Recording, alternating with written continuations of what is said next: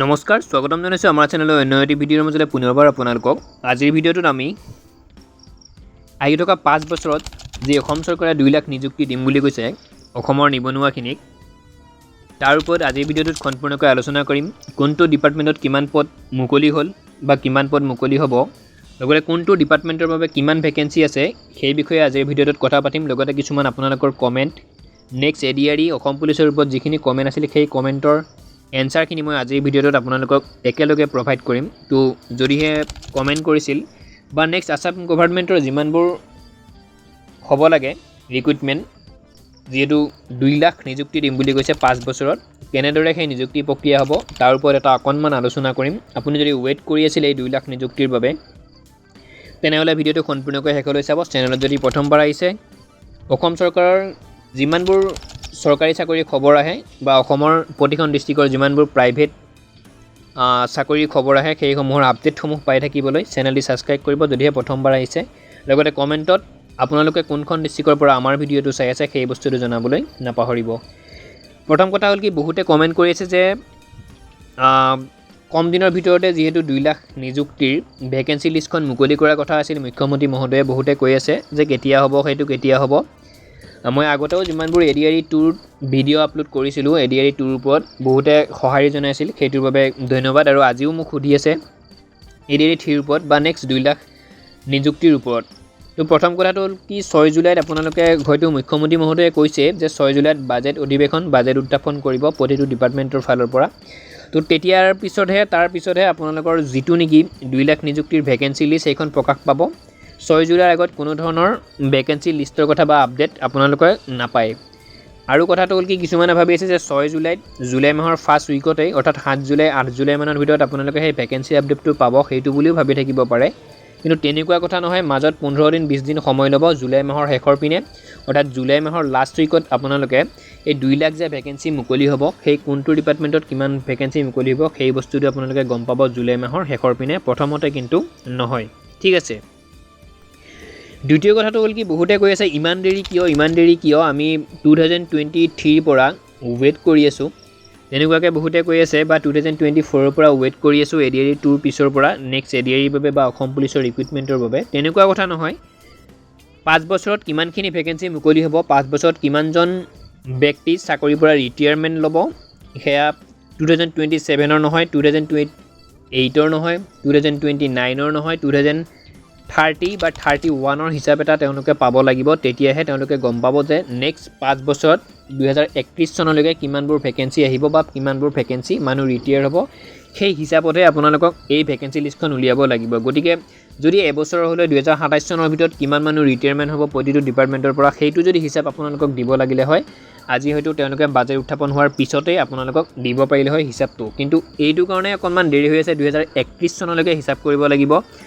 Teacher কিমান retirement ল'ব, পুলিচত কিমান হ'ব, forest department, all everything ADRE যিমানবোৰ 30টা নে 24টা 25টা কিবা ডিপাৰ্টমেণ্ট আছে, সেই ডিপাৰ্টমেণ্টবোৰৰ যিমানবোৰ ডিপাৰ্টমেণ্টত ৰিটায়াৰমেণ্ট ল'ব লগা মানুহ আছে অনাগত 5 বছৰত, আহি থকা 5 বছৰত দেই, সেইখিনিত হিচাপটো ইমান সহজ নহয়। গতিকে অকণমান দেৰি হৈছে সেই প্ৰক্ৰিয়াটো, সেইবাবে চিন্তা কৰিব নালাগে। মুখ্যমন্ত্ৰী মহোদয়ে যিহেতু কৈছে 2 লাখ নিযুক্তি 5 বছৰৰ ভিতৰত হ'বই, টেনশ্যন ল'ব নালাগে। আৰু কথা পাতিম এই 2 লাখ নিযুক্তিৰ সন্দৰ্ভত, আপোনালোকে ভিডিঅ'টো মুঠতে চাই থাকিলেই হ'ল।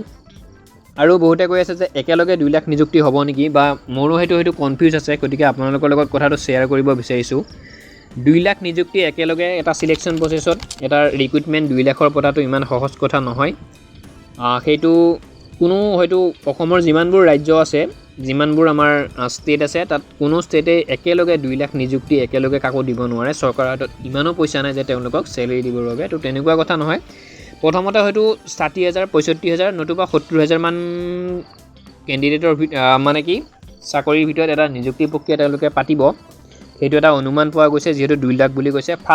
প্ৰথম ফেজত আপোনালোকৰ 60,000-70,000 মানৰ ৰিক্ৰুইটমেণ্ট এটা পাতিব চৰকাৰী চাকৰি, টেনশ্যন ল'ব নালাগে, তো সকলোৱে পাৰিব। আৰু আটাইতকৈ ভাল কথাটো হ'ল কি, যিখিনি নেকি GTBGTত তেওঁলোকে শিক্ষক নিযুক্তিৰ বাবে তেওঁলোকে, বা যাৰ নেকি DLED BEd আছে, যোনে নেকি শিক্ষকৰ এক্সামৰ বাবে তেওঁলোকে প্ৰস্তুতি কৰি আছে বা যোনে নেকি এপ্লাই কৰিব পাৰে, তেওঁলোকৰ বাবে খুব ভাল কথা। এইটো কাৰণেই যে 40% 2 লাখৰ মোটামুটি 40% তেওঁলোকে কৈছে আৰু কোৱা মতে যে এইবাৰ টিচাৰ নিযুক্তিটো বেছি হ'ব, এডুকেশ্যন ডিপাৰ্টমেণ্টত আপোনালোকৰ নিযুক্তিটো বেছি হ'ব। সেয়েহে যিখিনি নেকি টিচাৰত আপোনালোকে এপ্লাই কৰিব বিচাৰিছে বাট আপোনালোকৰ যোগ্য যে আপোনালোকৰ সেইখিনি কোৱালিফিকেশ্যন আছে, জিটিৰ বাবে যিয়ে নালাগক কিয় বা LP UPৰ বাবে যিয়ে নালাগক কিয় আপোনালোকৰ সেই এপ্লাই কৰিব পৰা যদি যোগ্যতাটো আছে আপোনালোকৰ বাবে খুব ভাল কথা।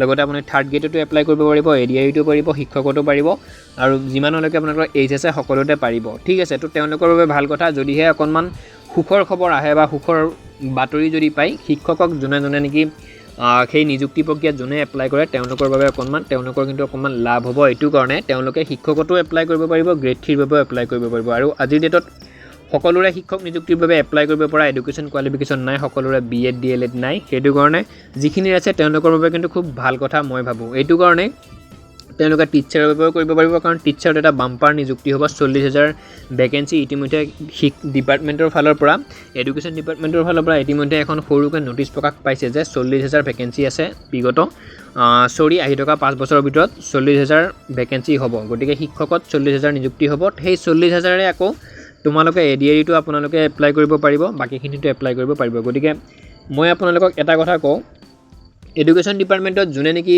মাথা মাৰি আছে, যোনে নেকি টিচাৰৰ বাবে এপ্লাই কৰিবলৈ চেষ্টা কৰিছে বা তেনেকুৱা ধৰণৰ তেওঁলোকৰ কোৱালিফিকেশ্যন আছে, তেওঁলোকৰ বাবে খুব ভাল কথা। ইমানেই আছিল ভিডিঅ'টি। শিক্ষকত মোটামুটি 40,000 মান পোষ্ট ওলাব, বাকী ADREত হায়েষ্ট 12,000 বা 15,000 পদ ওলাব পাৰে ADREত ফাৰ্ষ্ট ফেজত, তাৰ ওপৰত কিন্তু পোষ্ট নোলায়।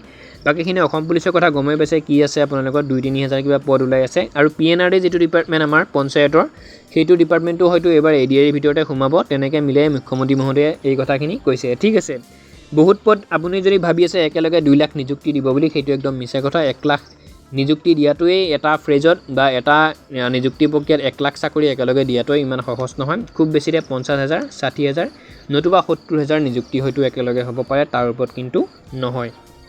ইমানেই আছিল ভিডিঅ'টো, বেলেগ একো নাই বাৰু। গতিকে আপোনালোকৰ যিহেতু এতিয়ালৈকে এপ্লাই হোৱা নাই, এতিয়া নহ'লেও আজি 6 মাহ পিছত হ'লেও এপ্লাই হ'ব।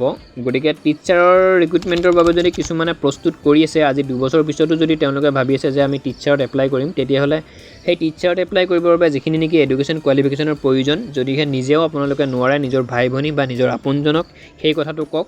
কিন্তু অসমত টিচাৰৰ নিযুক্তি হ'বলৈ গৈ আছে, একদম বাম্পাৰ ভৰ্তি হ'ব টিচাৰত। গতিকে যদি কাৰোবাৰ কিবা বাকীও আছে, কিবা কোৰ্চ কৰিবৰ বাবে এতিয়াই কৰি ল'ব পাৰে। ঠিক আছে, আৰু এটা কথা মই থাম্বনেইলত আপোনালোকক উল্লেখ কৰিছিলোঁ যে প্ৰমোশ্যনৰ কথাটো হয়, আপোনালোকৰ ফৰেষ্ট গাৰ্ড, অসম পুলিচ, শিক্ষক এনেকুৱা আটাইখিনি ক্ষেত্ৰতে প্ৰমোশ্যনৰ ব্যৱস্থাটো বৰ্তমান অসম চৰকাৰে লাগু কৰি দিছে। যদি আপুনি 4th গ্ৰেড, তেনেহ'লে যদি আপুনি উচ্চ শিক্ষিত, তাত আপুনি প্ৰমোশ্যন পাব নিৰ্দিষ্ট প্ৰক্ৰিয়াৰ যোগেদি। কিন্তু ডাইৰেক্টলি আপোনালোকে নিজেই প্ৰমোশ্যন লওঁ বুলিয়ে ল'ব নোৱাৰে। সেই চৰকাৰীভাৱে যি নীতি নিয়ম থাকে, সেই নীতি নিয়মৰ মাজেদি আপোনালোকে প্ৰমোশ্যন এতিয়াৰ পৰা লাভ কৰিব। আগতে কিন্তু তেনেকুৱা নাছিল। পুলিচত হয়তো আছিল, বাকীখিনি বিভাগত নাছিল, কিন্তু এতিয়া সকলো বিভাগতে তেনেকুৱা, ফৰেষ্টতো তেনেকুৱা। 4th গ্ৰেড যদি আপুনি কৰি আছে ফৰেষ্টত, কিছু বছৰ যোৱাৰ পিছত আপুনি নিৰ্দিষ্ট নীতি নিয়মৰ মাজেৰে আপুনি প্ৰমোশ্যন ল'ব পাৰিব। তো সম্পূৰ্ণ ভিডিঅ'টো ইমানেই আছিল। কিবা যদি সুধিব লগা আছে কমেণ্ট কৰিব। লগতে প্ৰাইভেট জবৰ বহুতে মোক আপডেট সুধি থাকে, তো এটা কাম কৰিব, আপোনালোকে নিজৰ ডিষ্ট্ৰিক্টখনৰ নাম, এডুকেশ্যন কোৱালিফিকেশ্যন সেই বস্তুটো জনাব বা এইজটো, তেতিয়াহ'লে আমি আপোনালোকৰ বাবে চৰকাৰীয়ে হওক প্ৰাইভেটেই হওক আটাইখিনি জবৰ আপডেটটো আপোনালোকক দি থাকিব পাৰোঁ। সম্পূৰ্ণকৈ শেষলৈ চোৱাৰ বাবে পুনৰবাৰ ধন্যবাদ জনাইছোঁ আৰু আজিৰ ভিডিঅ'টিৰ সামৰণি মাৰিছোঁ। জয় আই অসম।